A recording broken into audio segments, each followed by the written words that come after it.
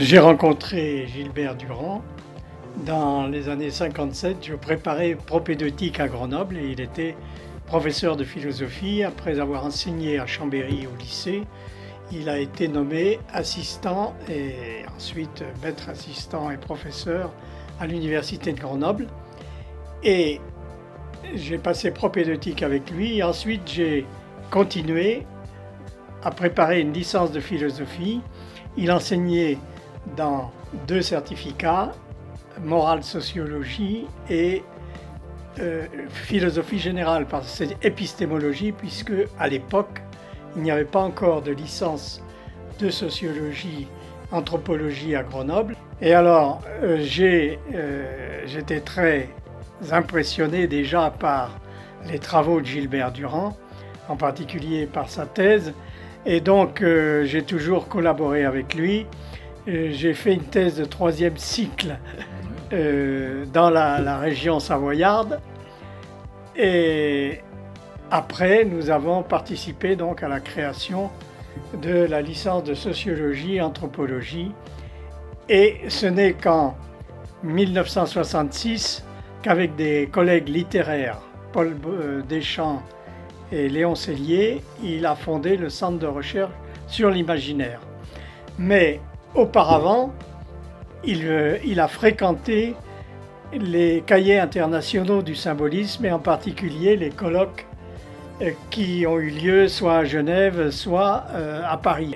Je sais que c'est à travers les cahiers internationaux de symbolisme et en particulier de ses rapports avec Claire Lejeune que par un certain hasard, il a rencontré Henri Corbin parce que des auditeurs des cahiers internationaux de symbolisme participaient au séminaire d'Henri Corbin aux hautes études.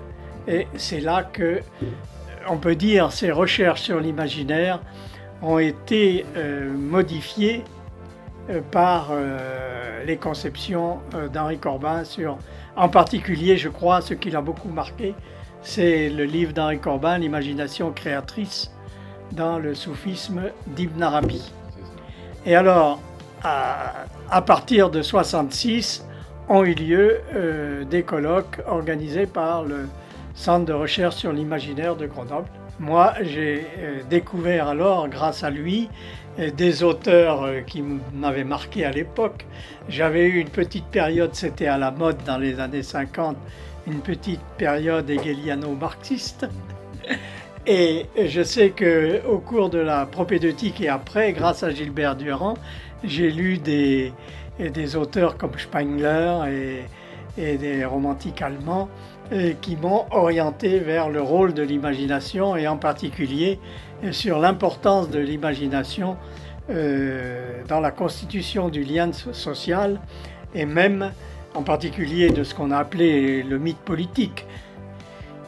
Moi, je crois que par rapport à son maître Bachelard, par rapport à des gens qui l'ont beaucoup influencé comme Jung, mais il a connu Jung par Bachelard. C'est Bachelard qui lui a révélé l'existence des Eranos. Et avant qu'il aille à Eranos, c'est Bachelard qui lui avait révélé l'existence des Eranos et des travaux qui s'y faisaient. Et c'est à ce propos-là qu'il s'est intéressé, qu'il a bâti sa conception de l'imagination. Il disait modestement, je n'ai fait qu'un travail taxinomique, mais en fait je crois, ce qui m'a frappé moi et ce qui a constitué son apport dans les théories de l'imaginaire, c'est le rapport de l'imaginaire avec le langage et avec l'action. C'est-à-dire, il a mis au centre de ses recherches le schème plus que l'archétype. C'est un peu la différence qu'on peut voir avec Jung ou Mircea Eliade. Et le schème étant verbal, c'est-à-dire lié à l'action.